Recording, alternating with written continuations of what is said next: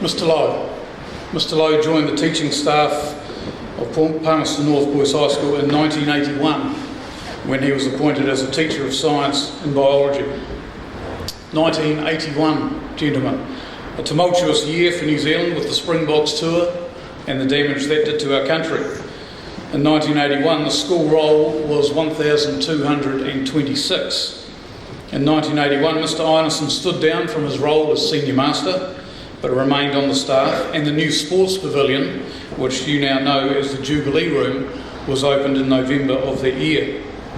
In 1981, there were 72 teachers on the staff, including a very young Mr, now Dr Tularam. Today there are 118 teachers on the staff. Mr Lowe reintroduced Taekwondo to the school in 1981. It proved popular with the boys and featured in that first year a young Grant Smith, who's now Mayor of Palmerston North. Mr Lowe has continued to run the Taekwondo club at school throughout his time here, as well as running a club of his own outside of school. Mr Lowe has also been involved in other areas of the school's co-curricular program, having managed football teams in his time here. Mr Lowe has given 42 years of service to our school, and when you think of all the time he's also given to coach Taekwondo, that is a huge amount of his life that he has given to helping and coaching young people. An incredible life of service. Mrs Reid, the head of science, says Mr Lowe is the epitome of integrity, something we try to instil in the boys we teach every day. Mr Reid also comments about Mr Lowe's self-discipline and consistently immaculate presentation. Mr Lowe's loyalty to the school and its ethos is unquestionable. He upholds the school values with great pride and holds young men to account when they fail to do the same. To be at a school for 42 years and to give of your time for that long is certainly deserved of fulsome recognition. And we wish Mr Lowe all the best for his well-deserved retirement after such a long period of service to Palmerston North Boys High School. And I have great pleasure in inviting Mr Lowe to the lectern this morning. Mr Lowe.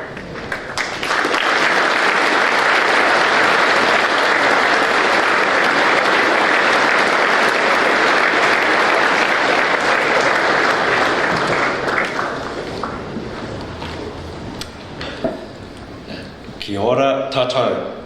Thank you, Mr Bovey, for your introduction and for giving me the opportunity to speak to the Assembly this morning. Palmerston North Boys High School has been a great place to start and finish my teaching career. I've enjoyed the whole experience, and I know that it does a good job at educating young men. Apart from what goes on in the classroom, the sheer number of co-curricular activities that go on throughout the year is astounding and speaks volumes about the dedication of the staff. In the haka, you can sense that the students are proud to call Palmy boys their own. Our son was educated here 22 years ago. Our first grandson left in 2019, and this year is the last for our second grandson, Anthony, so I obviously think highly of the school. I've cherished being given the huge responsibility of educating all the young men that I've worked with over the years. Our teaching and support staff have been and continue to be dedicated to developing educated men of outstanding character. But what does developing educated men of outstanding character mean? Many of you will already know that this year you've worked hard and made the most of the opportunities available to you in the classroom, playing field or stage. Congratulations for a job well done. Some of you are still in the process of figuring out your role in the school. You might question why there needs to be subject and verb agreement, why you need to memorise the times table, and how knowing that matter is made of atoms is going to get you a job. Fair enough. But do you know that all your teachers want for you by the time you leave school is to have a level of education so that as a minimum you can think for yourself and make your own mind up on any issue. We want you to be lifelong learners and leaders, not followers. In order to achieve these goals, your teachers have not only been teaching you courses of academic study, but also what it takes to be a good man. In short, they've been helping you to develop the character that will serve you well into your adult years. Many of you will be familiar with the school values of integrity, respect, industry, pride, humility and courage. I like and believe in them. I couldn't function properly in the school if I didn't live them. I'd like to highlight just one of our values and talk about a few others which speak to me more personally. They've guided my thoughts and actions daily, and in turn may even have influenced some of my students. First is self-control.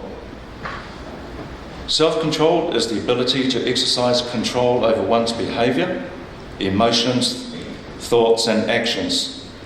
It's essential if one is to function as a positive member of society.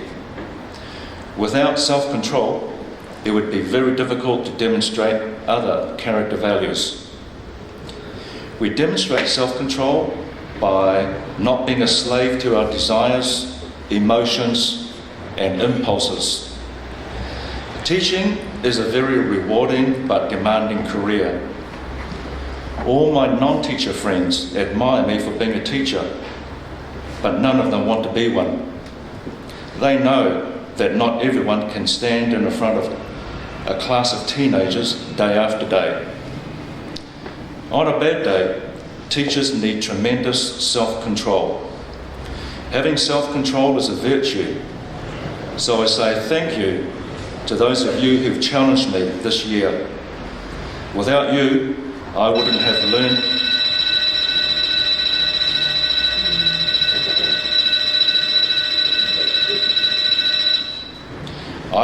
learned to think 3 times before opening my mouth or know how to deep breathe.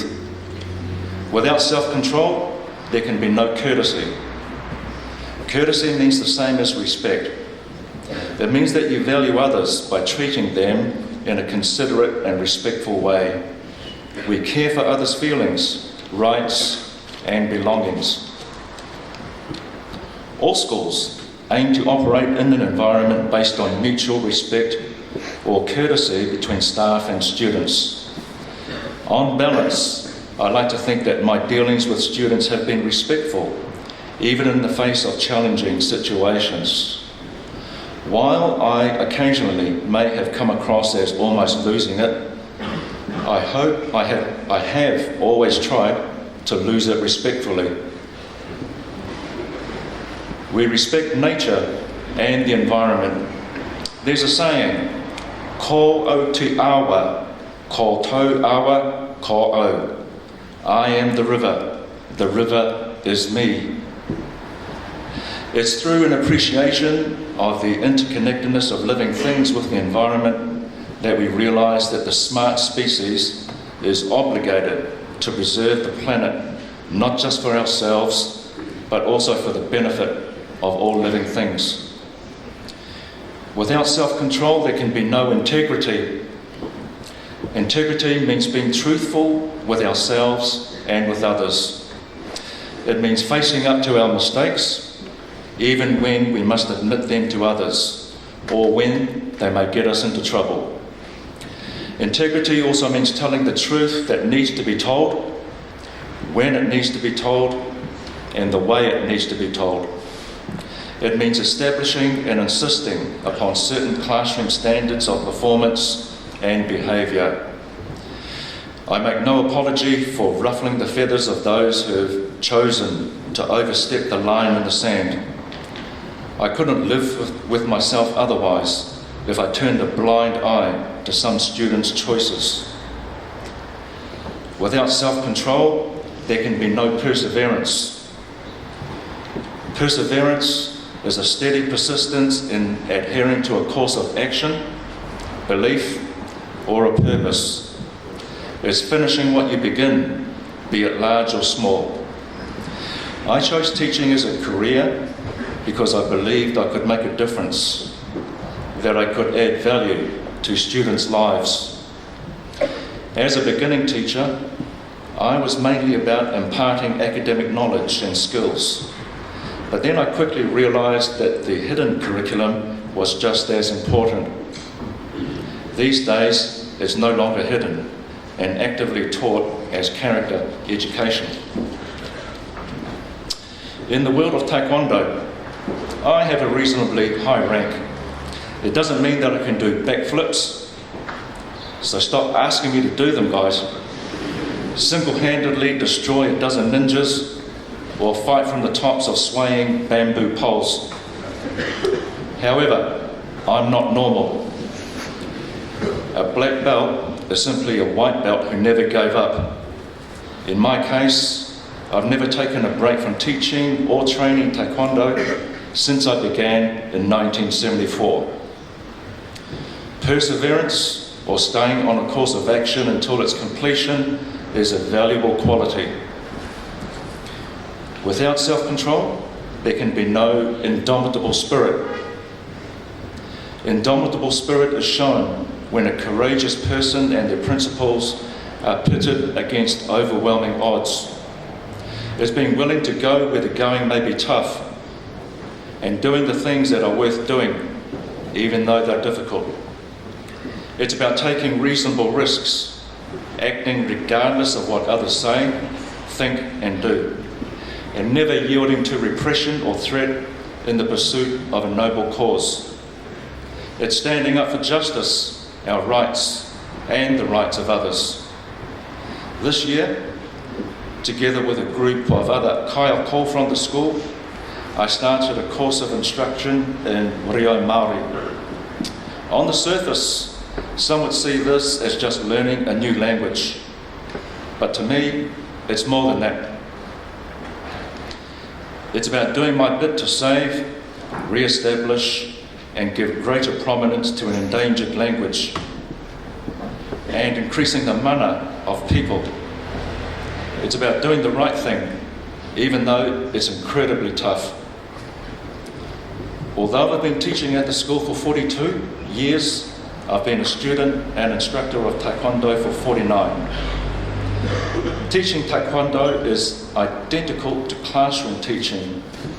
On the surface, we teach the physical skills of a self-defense system, but we're also into character education, because we teach and model values which we call the Do. As a Taekwondo practitioner, I've been willing to put myself in the spotlight on numerous occasions to have my abilities judged by my seniors and peers. I've experienced failure, but I've always got up and ultimately been more successful than not. The last time I was successful was at a grading in July this year. The whole experience was 6 years in the making, and plans are underway for the next campaign in another 6 years' time. A Taekwondo grading is not something that you do without serious preparation. It's a physical and academic test, and the result can never be assumed. Throughout the preparation stage, I was plagued by episodes of self-doubt about my abilities. My emotional mind was trying to trick me into playing it safe and not expose myself to danger. Thankfully, my thinking mind convinced me that it was worth pushing on regardless. The point I'm making is that moving up a level is hard, but doing it is worthwhile because the process allows us to discover something about our character. It's about whether or not we have indomitable spirit. If at the end we experience success, then that's just the icing on the cake. The 19th century philosopher Henry David Thoreau once said, "What you get by achieving your goals is not as important as what you become by achieving them." So men, while I've had the benefit of a lot more time than you to work out what my character is like, I challenge you to still think about what you'll become by the time you walk through the school gates for the final time. Will you be comfortable in your own skin? Will others like and respect you for the right reasons? And will you be employable? I close by thanking Palmerston Boys High School and General Chai Hong Hik, the founder of Taekwondo, for providing me with a platform on which to grow, discover, and be the person who I am today. Mā te huru huru, ka reri te manu.